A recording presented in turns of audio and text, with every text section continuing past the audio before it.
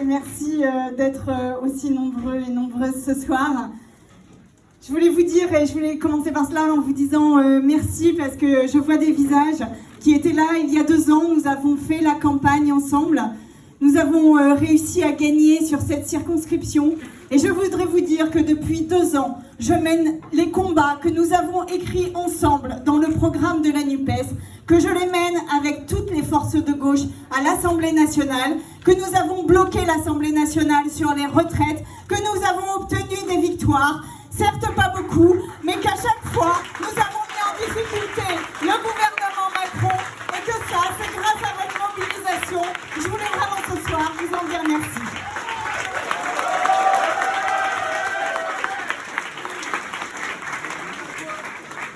Je voulais aussi dire merci à toutes les personnes qui sont là, élues, Anne Souliès, qui s'est battue sur la santé à Paris, qui maintenant est sénatrice, d'Anne Lerche, qui se bat pour qu'il n'y ait pas de forage pétrolier à Paris. On en est quand même là, avoir des forages pétroliers à Paris. David Bégard, évidemment, sur la question des transports, Chloé Sagas, qui m'appelle dès qu'il y a une action d'extinction rébellion, en disant Sandrine, viens, ils vont être en garde à vue. Alice Timsit, Jean-Baptiste Péjon, Wilfried Détourné, évidemment. Je voudrais remercier beaucoup Manon, Yann, Marie et évidemment Harmonie d'être là ce soir. Je vais vous dire, on a passé beaucoup de temps à parler d'union. On a fait en sorte que cette union ne s'effiloche pas trop au moment des européennes.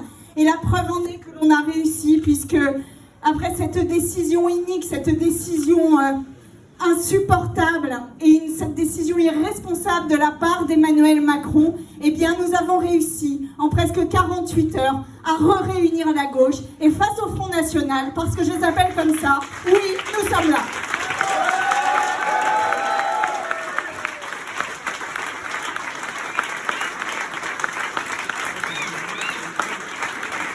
Alors il y a 2 ans, quand les résultats sont tombés, on s'est aperçu qu'il y avait 89 députés du Rassemblement national. Et je peux vous dire qu'entendre leur discours pendant 2 ans a été une épreuve. Et que quand je lis leur programme aujourd'hui, je me dis que la France pourrait radicalement changer de visage et de société s'ils gagnaient le 30 ou le 7 juillet. Je voudrais dire que quand on parle de préférence nationale, de quoi parle-t-on exactement? Eh bien, on parle de sortir les personnes de nationalité étrangère des logements et de mettre des familles à la rue. On parle de faire des arrêtés pour qu'il n'y ait pas de personnes qui dorment à la rue. On parle de préférence nationale dans les centres d'hébergement. On parle en fait derrière d'une traque, d'un harcèlement administratif, policier, vis-à-vis de personnes qui sont parmi les plus vulnérables que nous connaissons, qui sont les personnes étrangères qui viennent d'arriver en France. C'est ça la préférence nationale, et je voudrais dire que ça n'est pas notre société.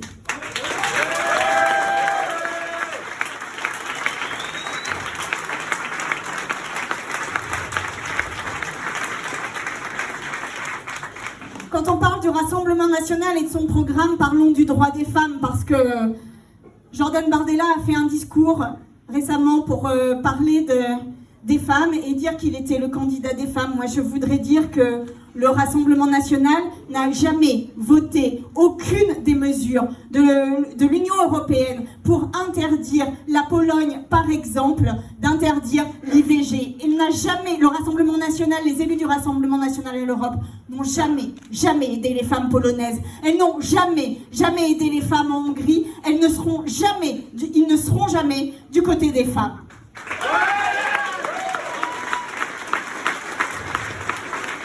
Parce que oui, nous avons entré l'IVG dans la Constitution et c'est une victoire de la gauche à l'Assemblée et au Sénat.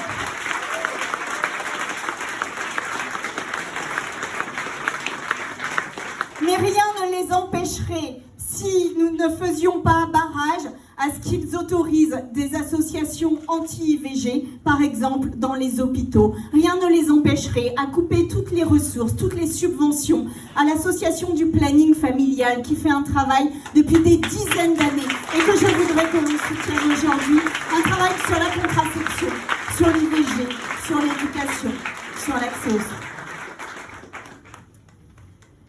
Sur les droits des personnes LGBTQIA+, vous avez vu cette vidéo où quelques nasillons se disaient vivement dans 3 semaines, on allait pouvoir taper du PD. Marion Maréchal a dit dans une interview qu'elle n'avait rien contre l'homosexualité, mais que ça devait rester dans l'intimité du domicile familial. Moi je dis,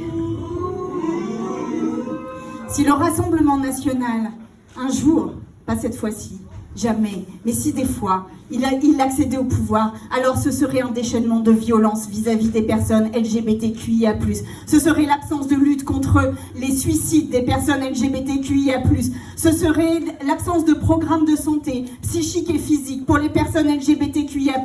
L'absence de discrimination, l'absence de lutte contre les discriminations, l'absence de programmes de santé dans les collèges, les lycées, les écoles. Ce serait l'absence d'être libre d'être ce que l'on est. Et cela, je pense ce soir à toutes les personnes trans qui ont peur dans leur chair, que le Rassemblement national gagne. Et je vous dis, nous allons gagner aussi pour vous, pour que vous soyez libres, d'être qui vous voulez, comme vous voulez.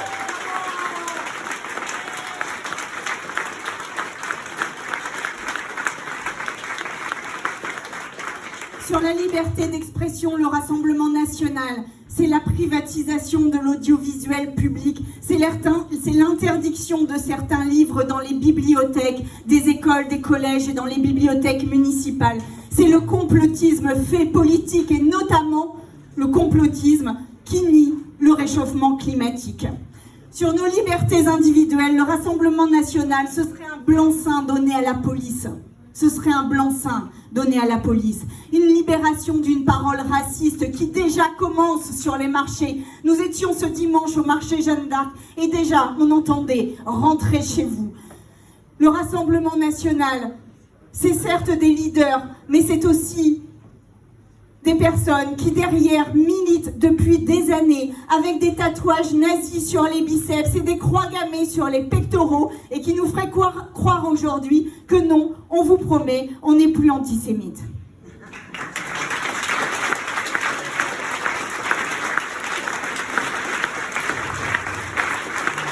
Le Rassemblement national se targue d'être social, mais l'ensemble des augmentations qu'il promet dans son discours, dans son programme, ce sont des augmentations fondées sur des baisses de cotisations, Mesure-t-on ce que cela signifie? Toute baisse de cotisation entraîne un affaiblissement de nos services publics et un affaiblissement de notre protection sociale. Les hôpitaux sont aujourd'hui à genoux et je voudrais avoir une pensée pour tous les personnels des hôpitaux et notamment ceux du 13e arrondissement qui tiennent à bout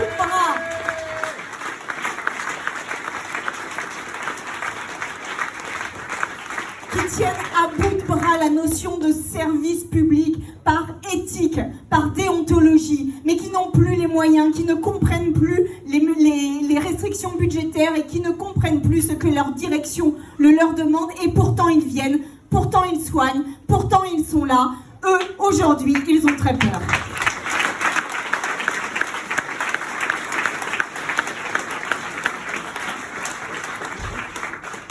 Dans les mairies qui sont passées Rassemblement national, une des premières mesures a été par exemple de supprimer la cantine gratuite pour les enfants des personnes chômeurs et chômeuses.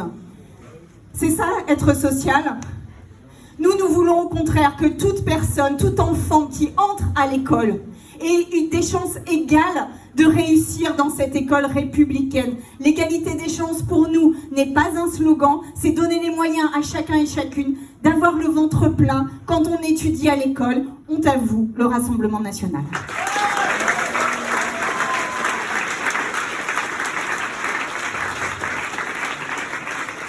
Enfin, c'est les retraites qui promettaient d'abroger, puis qui finalement, ils hésitent. C'est les universités dont on voit bien qu'ils mèneront une chasse aux sorcières à l'intérieur des universités pour traquer les chercheurs et chercheuses, comme l'a fait Trump par exemple aux États-Unis, en coupant les vivres des chercheurs qui travaillent sur le climat ou sur les sujets sociaux ou ou sociétaux. Enfin, c'est un travail qui finalement est un travail dépossédé de toute protection sociale. Le Rassemblement national n'a pas de programme social, il a un programme de casse sociale, de libération du marché du travail, d'absence de protection des travailleurs. C'est ça, le Rassemblement national.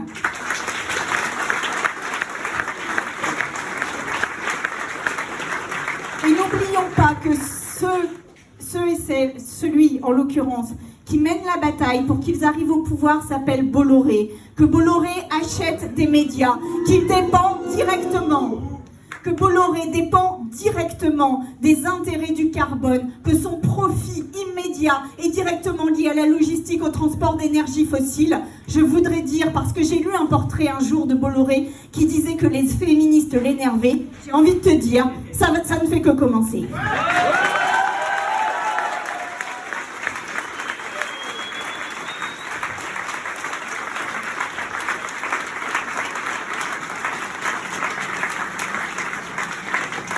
Permettez aussi que j'ai un mot pour Emmanuel Macron, cet Emmanuel Macron qui a donné comme consigne que leurs députés, que les députés de Renaissance votent pour des rassemblements nationaux, pour qu'ils puissent être vice-présidents de l'Assemblée nationale, se mettre au perchoir et banaliser, institutionnaliser l'extrême droite. Je voudrais dire à Emmanuel Macron que quand il appelle longuement Zemmour parce qu'il a eu une agression dans la rue, il n'a jamais appelé aucun des leaders de gauche qui pourtant est menacé quotidiennement. Et je pense notamment à Jean-Luc Mélenchon qui a subi des menaces terroristes d'extrême droite. Il n'y a même pas eu un SMS de soutien.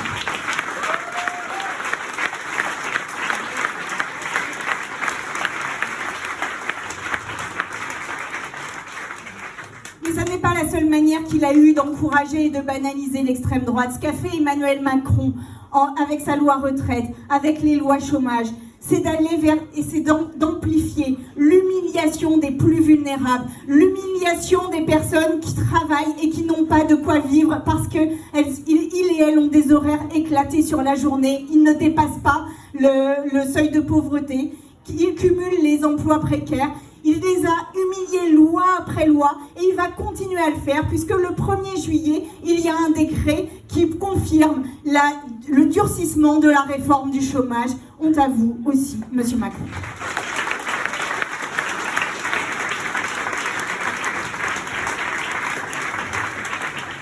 Et puis, quand il décide, pardon de le dire comme ça, mais quand il décide entre mecs que oui, ils vont faire une petite dissolution, vous voyez ?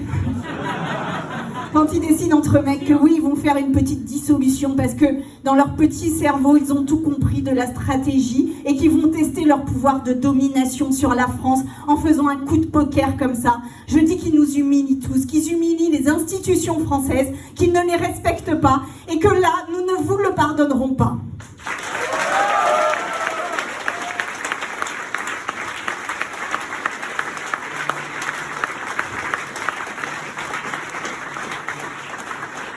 Alors nous avons été à la hauteur. Nous avons été à la hauteur des responsabilités qui étaient les nôtres. La gauche va ouvrir une voie d'espoir et un changement de vie des personnes qui vivent en France. Notre programme est fondé sur la protection des plus vulnérables, l'ouverture de places d'hébergement et non pas la préférence nationale, la construction de logements, l'isolation de ces logements, l'augmentation du SMIC, la limitation des prix des biens de première nécessité, les prix planchers pour l'agriculture, les services publics, l'école, l'hôpital, la santé, tout ce qui est indispensable à notre vie.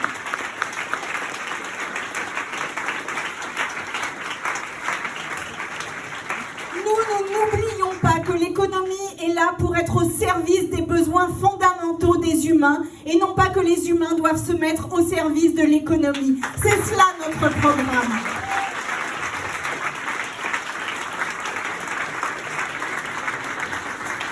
Nous n'oublions pas qu'il y a un réchauffement climatique qui est en train de s'emballer, qu'en Algérie il y a des émeutes de la soif, qu'il y a eu une sécheresse historique dans toute la France cet été. Nous n'oublions pas que nous sommes déjà presque à 1,5 degré et que tout dixième de degré que nous prenons à partir de maintenant met l'humanité en danger. Et nous allons prendre ce virage d'écologie radicale qui est absolument indispensable.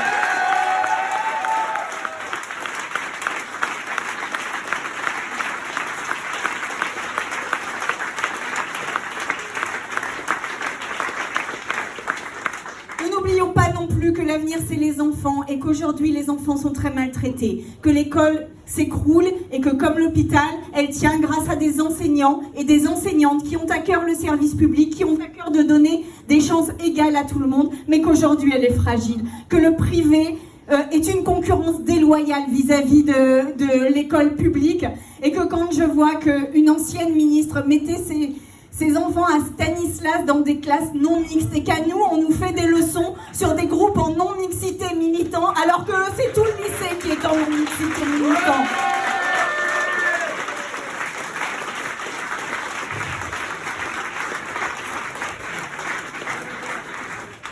Je terminerai en vous disant que l'ASE, les enfants les plus vulnérables des vulnérables vont à la protection de l'enfance, que la protection de l'enfance, comme tout le reste, tient avec des bouts de ficelle, grâce à des gens d'une valeur incroyable qui donnent de leur temps, de leur énergie, mais aussi de leur santé, pour que ces enfants soient protégés et qu'on ne les oubliera pas dans le gouvernement du Front Populaire. Parce que oui, oui, nous allons gagner. Parce que oui, le peuple de gauche est en train de se lever partout. Partout, il y a des mobilisations. La CGT vient de rejoindre le mouvement et ça n'est qu'un début. Et ça n'est qu'un début.